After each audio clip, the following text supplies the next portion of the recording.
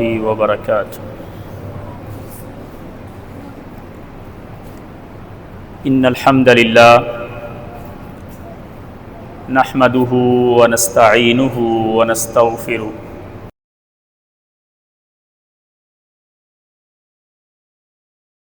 من يهده الله فلا مضل له ومن يضلله فلا هادي له ونشهد أن لا إله إلا الله وحده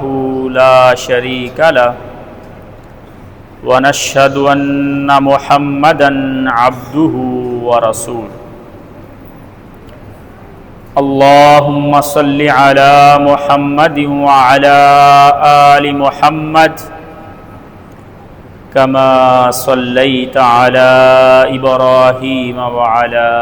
آل إبراهيم إنك حميد مجيد.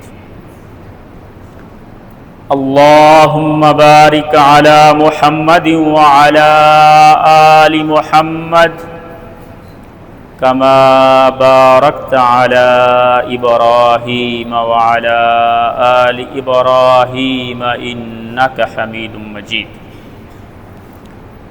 أعوذ بالله من الشيطان الرجيم. يا أيها الذين آمنوا اتقوا الله حق تقاته ولا تموتن إلا وأنتم مسلمون. يا أيها الناس اتقوا ربكم الذي خلقكم من نفس واحدة وخلق منها زوجها وبث منهما رجالا كثيرا ونساء واتقوا الله الذي تساءلون به والأرحام إن الله كان عليكم رقيبا. يا أيها الذين آمنوا اتقوا الله وقولوا قولا سديدا يصلح لكم أعمالكم ويغفر لكم ذنوبكم ومن يطع الله ورسوله فقد فاز فوزا عظيما. أما بعد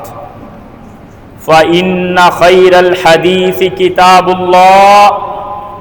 وخير الهدي هدي محمد صلى الله عليه وسلم وشر الأمور محدثاتها وكل محدثة بدعة وكل بدعة ضلالة والضلالة في النار. محترم سامعین، تمام قسم کی تعریفات اللہ رب العالمین کے لیے، جس نے کئی طرح کے موسم بنائے اور ہر موسم میں مختلف مقاصد چھپائے، اور درود و سلام ہوں امام الانبیاء پر، جنہوں نے ہر موسم میں ہمیں ایسی تعلیمات، ایسی سنتیں اور ایسے اعمال بتا دیے جن کو اختیار کر کے ہم اللہ رب العزت کا قرب حاصل کر سکیں. خواہ موسم رحمت و برکت کی نوید لے کے آئے تو اس پر اللہ رب العزت کے پاک پیغمبر نے اللہ کا شکر ادا کر کے اور اس بارش کو خوش آمدید اور مرحبا کہہ کے ایسے اعمال کیے جن سے ہم اپنی دنیا کو بھی اچھا کر سکتے ہیں اور اللہ رب العزت سے اجر لے کے اپنی آخرت کو بھی بہتر کر سکتے ہیں. خواہ وہ موسم اور بارش عذاب کی صورت لے کے آئے یا طوفان اور سیلاب کی صورت لے کے آئے، تو حضرت رسول اللہ صلی اللہ علیہ وسلم نے اس موسم میں بھی اعمال کر کے ہمیں یہ بتا دیا اور اللہ رب العزت کے فرامین پہ عمل کر کے اور ان فرامین کو ہم تک پہنچا کے ہمیں یہ سبق دے دیا کہ ان ٹف حالات میں آپ لوگوں نے کیسے گزارا کیا۔ اور یہ یاد رہے کہ اللہ رب العزت کی طرف سے بارش کا آنا، سیلاب کا آنا یا طوفان کا آنا، یہ بسا اوقات اللہ رب العزت کی رحمت ہوتا ہے۔ جیسے کہ ہم پچھلے مہینے کے ایک خطبے میں تفصیلی ڈسکشن کر چکے اور یہ چیزیں ذکر کر چکے ہیں کہ بسا اوقات یہ اللہ رب العزت کی طرف سے رحمت کی نوید ہوتی ہے اور بسا اوقات اللہ رب العزت کی طرف سے آزمائش ہوتی ہے۔ جیسا کہ اللہ رب العزت نے قرآن مجید میں ارشاد فرمایا، اعوذ باللہ من الشیطان الرجیم وَلَنَبْلُوَنَّكُمْ بِشَيْءٍ مِّنَ الْخَوْفِ وَالْجُوعِ وَنَقْصٍ مِّنَ الْأَمْوَالِ وَالْأَنفُسِ وَالثَّمَرَاتِ۔ سورۃ البقرہ کی اس آیت میں اللہ رب العزت نے کہہ دیا کہ ہم بسا اوقات تمہیں خوف کے ساتھ، جنگ کے ساتھ، بھوک کے ساتھ اور اموال کی کمی اور جانوں کے ضیاع کے ساتھ اور بسا اوقات پھلوں اور باغات کے ضائع ہونے کے ساتھ تمہیں آزماتے ہیں۔ اور مومن کے لیے رسول اللہ صلی اللہ علیہ وسلم نے فرمایا ایٹ دا اینڈ رزلٹ اچھا ہی ہوتا ہے۔ فرمایا مومن کے لیے آخرتاً نتیجہ اچھا ہی ہوتا ہے۔ فرمایا اگر اللہ رب العزت کی طرف سے آزمائش آتی ہے تو مومن صبر کر کے انعامات لے لیتا ہے، اور اگر اللہ رب العزت کی طرف سے کوئی خوشخبری آتی ہے تو مومن اللہ رب العزت کا شکر ادا کر کے اللہ رب العزت سے اعزاز لے لیتا ہے۔ اور یہ بات ہمیشہ میں ذکر کرتا ہوں کہ اللہ رب العزت سے آزمائشوں کا سوال اور توقع نہ کیا کریں اور یہ خواہش نہ رکھا کریں کہ اللہ رب العزت مجھے آزمائش دے اور میں اس آزمائش پر صبر کر کے اللہ کا مقرب بندہ بن جاؤں، کیونکہ آزمائش پر صبر کر کے جو نتیجہ ملتا ہے وہی نتیجہ اللہ رب العزت کی نعمت پر شکر کر کے ملتا ہے۔ اور امام ابن جوزی رحمہ اللہ کا قول بڑا خوبصورت، کہتے ہیں کہ جب میں نے قرآن پڑھا اور اس میں دو نبیوں کا ذکر پایا، ایک سیدنا سلیمان داؤد علیہ السلام جن پر اللہ نے انعامات کیے اور انہوں نے اللہ رب العزت کا شکر کر کے اللہ سے یہ ٹائٹل لے لیا کہ داؤد اواب ہے، اور کہتے میں نے دوسرے نبی سیدنا ایوب علیہ السلام کا ذکر پایا جن کو اللہ نے آزمایا اور انہوں نے ان آزمائشوں پر صبر کر کے اللہ رب العزت سے یہ ٹائٹل پا لیا کہ وہ بھی اواب ہے۔ کہتے جب نتیجہ دونوں کا ایک ہے کہ نعمتوں پر شکر کر کے بھی اواب ہی بننا ہے اور مصیبتوں پر صبر کر کے بھی اواب بننا ہے، تو میں یہ خواہش کرتا ہوں کہ اللہ مجھ پر نعمتیں کرے اور میں شکر کر کے اواب بن جاؤں۔ اور یہ بات یاد رکھیں کہ سیلاب آزمائش بھی ہے اور اللہ رب العزت کی نشانیوں میں سے ایک نشانی بھی۔ قرآن مجید میں اللہ رب العزت نے فرمایا فَأَخَذَهُمُ الطُّوفَانُ وَهُمْ ظَالِمُونَ کہ نوح علیہ السلام نے جب بڑا عرصہ اپنی قوم کو اللہ رب العزت کی طرف بلایا اور توحید کی دعوت دی، جب انہوں نے اللہ رب العزت کے بھیجے ہوئے اس بندے کی بات نہ مانی تو پھر ان کے پاس طوفان آیا، کیونکہ وہ ظالم تھے۔ اور اللہ رب العزت نے سورۃ الفاتر میں بیان کیا ان اللہ یمسک السماوات والارض ان تزولا وَلَئِنْ زَالَتَا إِنْ أَمْسَكَهُمَا مِنْ أَحَدٍ مِّنْ بَعْدِهِ इन्नहु कान हलीमन गफूरा, कि अल्लाह रब्बुल इज़्ज़त आसमानों और ज़मीन को थामे हुए और अल्लाह रब्बुल इज़्ज़त के हुक्म की वजह से आसमान और ज़मीन अपनी जगह पर टिके हुए और इनमें मौजूद हर चीज़ वो अपनी जगह पर टिकी हुई। और जब अल्लाह रब्बुल इज़्ज़त के हुक्म के साथ इनमें से कोई एक चीज़ अपनी जगह से हटेगी तो फिर तबाही और बर्बादी होगी। और हटने की कई सूरतें हैं कि कभी ज़मीन अपनी जगह से किसी एक चीज़ को हटा दे, जैसे कि पानी, बसा औकात ज़मीन अपनी जगह से हरकत करना शुरू कर दे और ज़लज़ले वाली सूरत हो जाए और आखिरकार ज़मीन का अपनी जगह से बिल्कुल ही हिल जाना और आसमान का फट जाना और अल्लाह रब्बुल इज़्ज़त के थामे हुए इन सितारों का एक दूसरे के अंदर लग जाना और तब क़यामत का क़याम होगा। ऐसे ही अल्लाह रब्बुल इज़्ज़त की तरफ से भेजा गया ये सैलाब बसा औकात अजाब भी हो सकता है, ये बात याद रखिए। हमेशा ये निशानी या आजमाइश नहीं होता, ये तो मोमिन का मामला है ना कि अल्लाह रब्बुल इज़्ज़त की तरफ से कोई तकलीफ आई और मोमिन ने आजमाइश समझ के उस पर सब्र कर लिया। लेकिन हकीकत ये है कि कभी कभार ये सैलाब अल्लाह रब्बुल इज़्ज़त की तरफ से अजाब भी हो सकते हैं। और अल्लाह रब्बुल इज़्ज़त ने सूरतुल अनकबूत में फरमाया, फ़कुल्लन अख़ज़ना बिज़ंबिही फ़मिनहुम मन अरसलना अलैहि हासिबा व मिनहुम मन अख़ज़तहु सैहतु व मिनहुम मन ख़सफ़ना बिहिल अर्ज़ व मिनहुम मन अग़रक़ना, कि हमारे अजाब की कई सूरतें हैं। बसा औकात गुनाह की वजह से जब अजाब आता है तो अजाब अल्लाह रब्बुल इज़्ज़त की तरफ से बरसने वाले पत्थरों की सूरत में भी हो सकता है, वो अजाब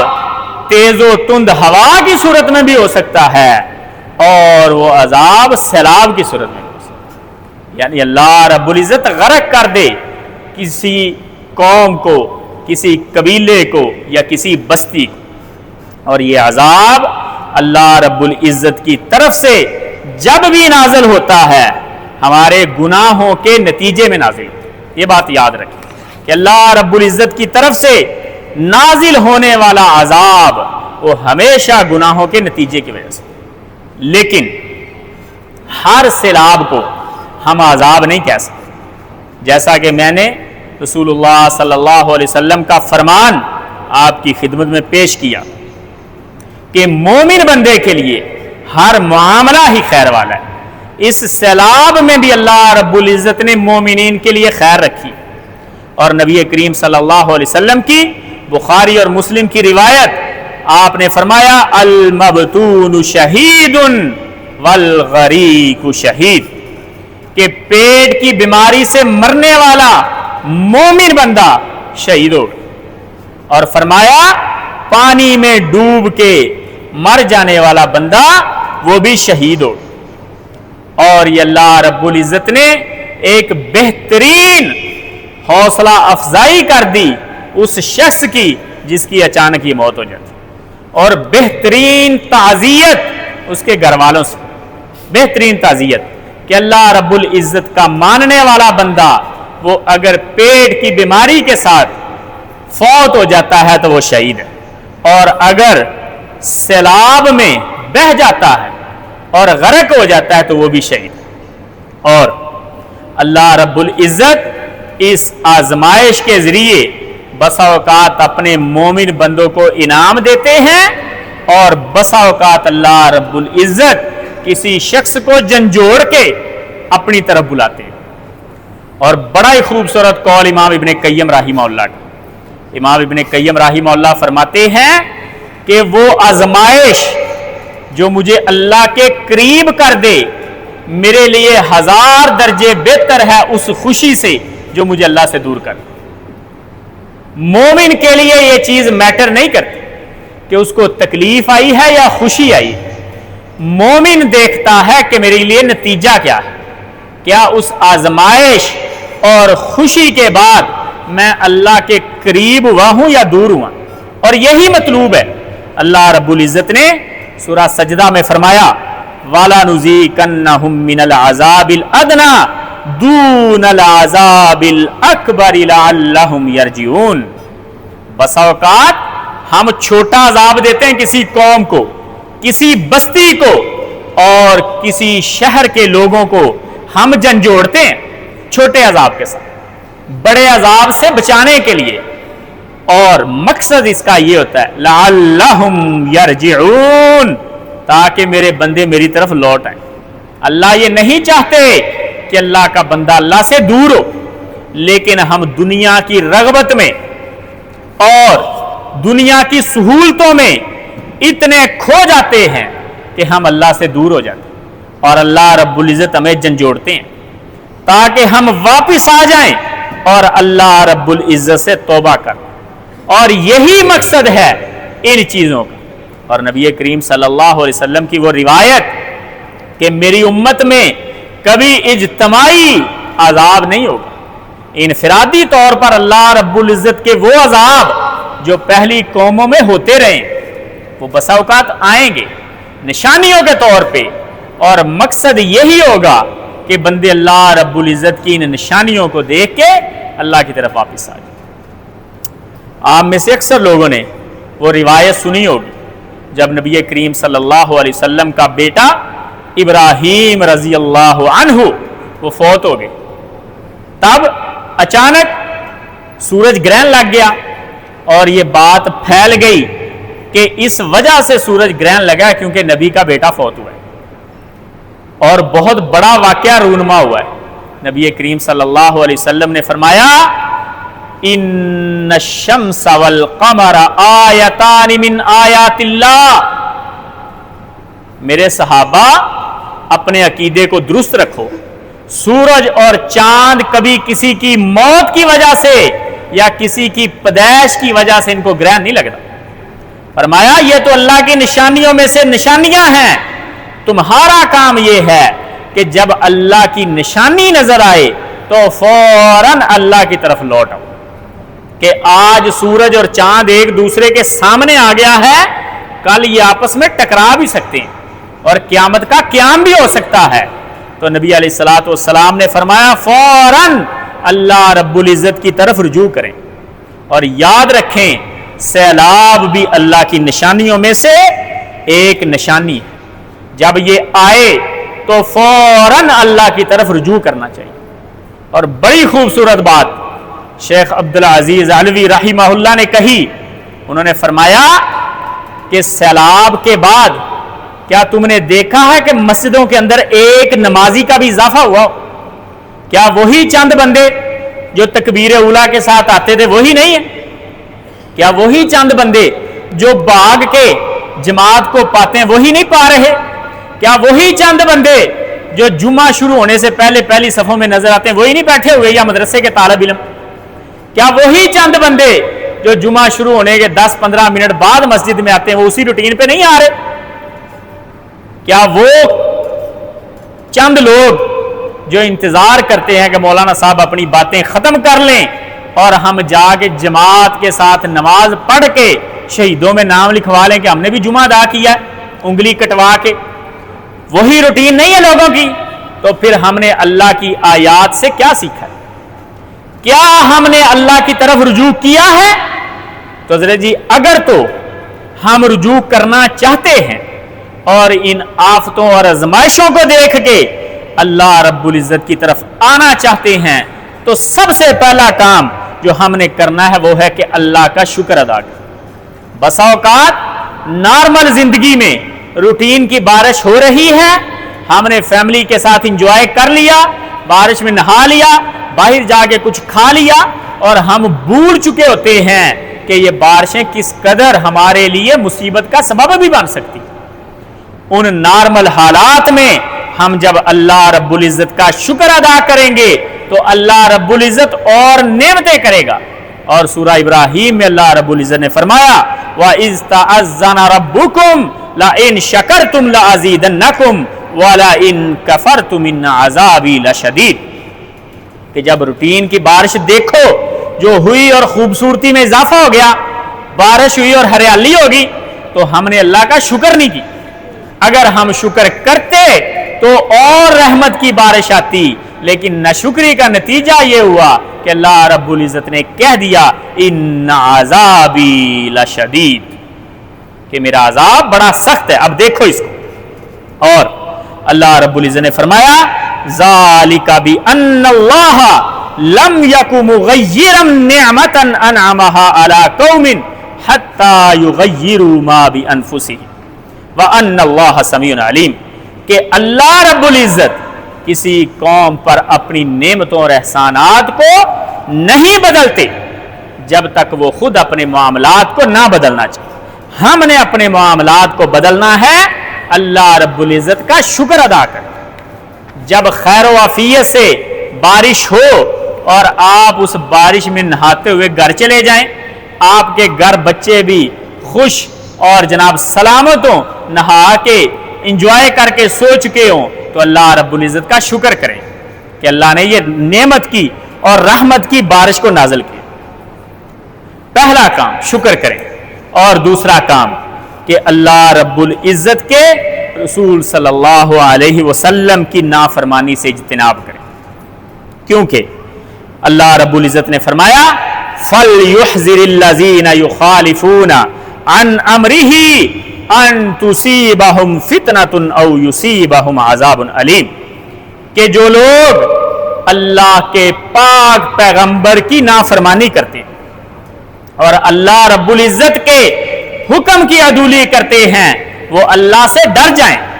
کہ اللہ رب العزت ان پر عذاب نہ نازل کرے. ہر معاملے میں ڈریں کہ ہم اللہ رب العزت کے عذاب کے مستحق نہ ہو جائیں.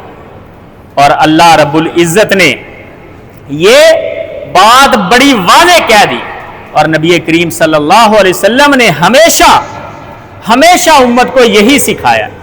کہ اللہ کے حکم کی عدولی نہیں کرنی. اور نبی کریم صلی اللہ علیہ وسلم نے فرمایا وَجُعِلَ الذِّلَّةُ وَالصَّغَارُ عَلَى مَنْ خَالَفَ عَمْرِي، کہ ذلت اور رسوائی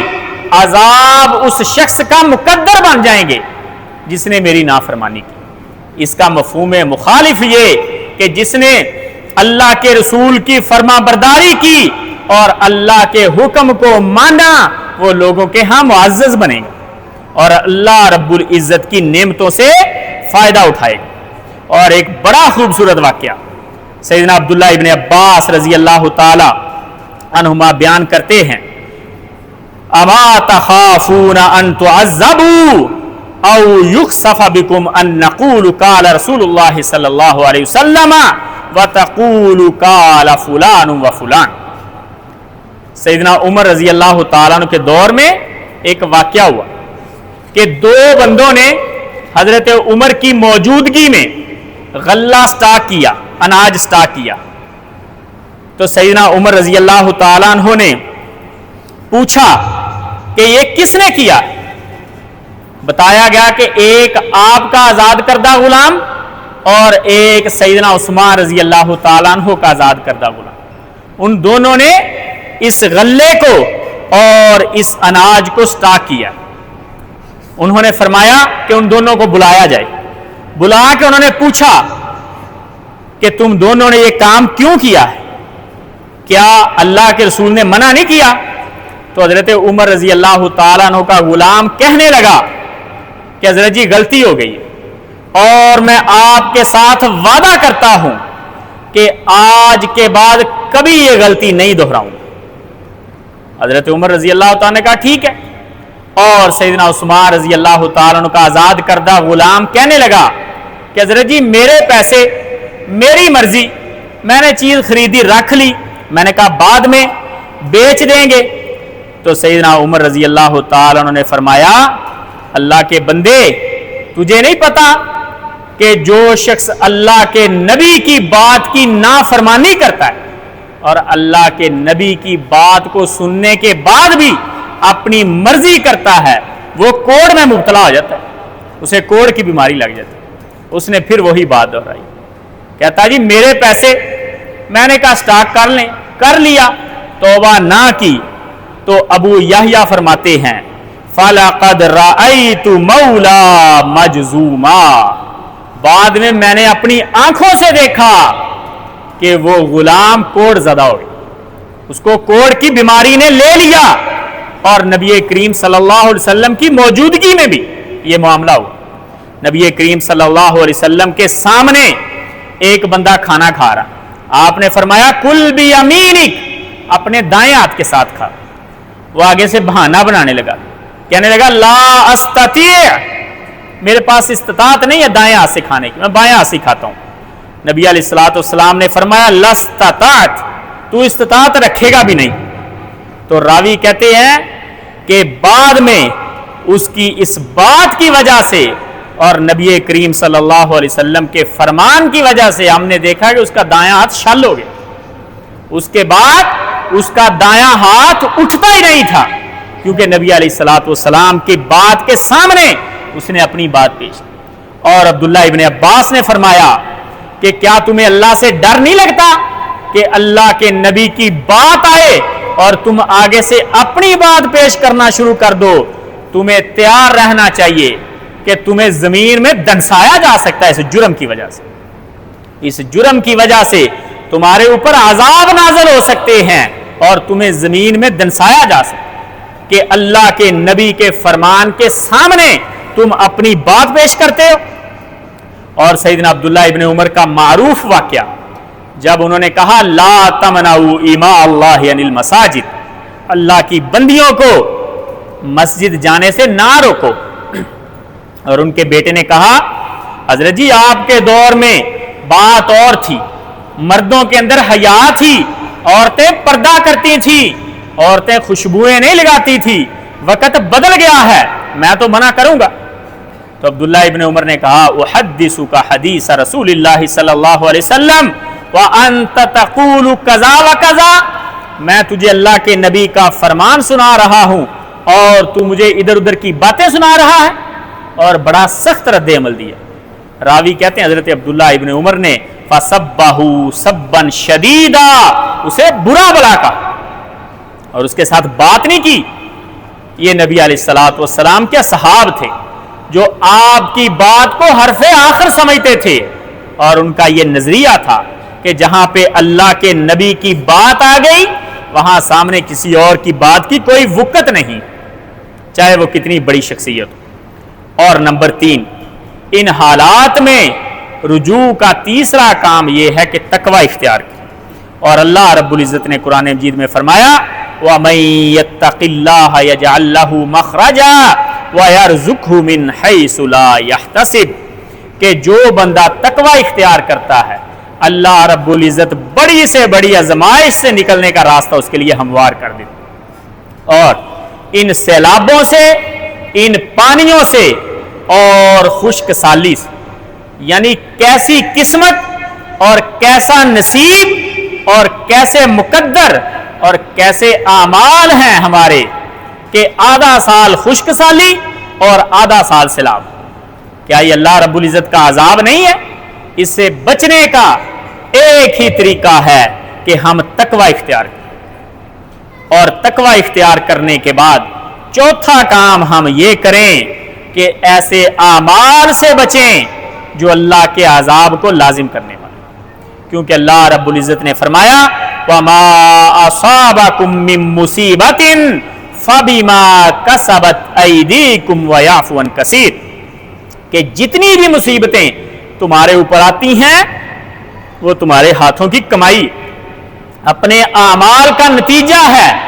ایسے اعمال سے بچیں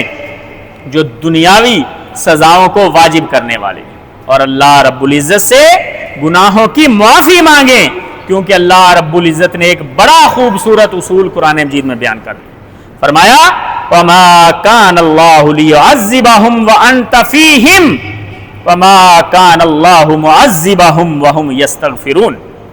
فرمایا اللہ کے نبی آپ کی برکت سے آپ کی امت کو 2 اعزاز ہم نے دے دی۔ پہلا اعزاز کہ جب تک آپ ان میں موجود ہیں تب تک ان کو عذاب نہیں ہوگا، یہ اللہ کے نبی کی برکت تھی. اللہ رب العزت نے کہہ دیا اے پیغمبر جب تک آپ کا وجود ہے اور آپ ان میں موجود ہیں تب تک ہم انہیں عذاب نہیں دیں. اور دوسرا اعزاز یہ وما کان اللہ معذبہم وہم یستغفرون، اللہ کے بندو اللہ کے نبی تو چلے گئے، اب عذاب سے بچنے کا ایک ہی طریقہ باقی رہ گیا. وما کان اللہ معذبہم وہم یستغفرون، جب تک اللہ سے معافی مانگتے رہو گے عذاب نہیں آئے.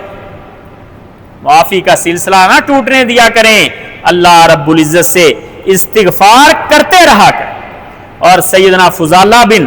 عبید رضی اللہ تعالیٰ عنہ فرماتے ہیں کہ نبی کریم صلی اللہ علیہ وسلم نے فرمایا العبد آمن من عذاب اللہ مستغفر اللہ،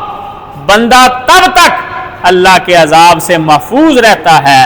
جب تک استغفار کرتا رہے. ہم کیسے لوگ ہیں کہ عذاب آنے کے بعد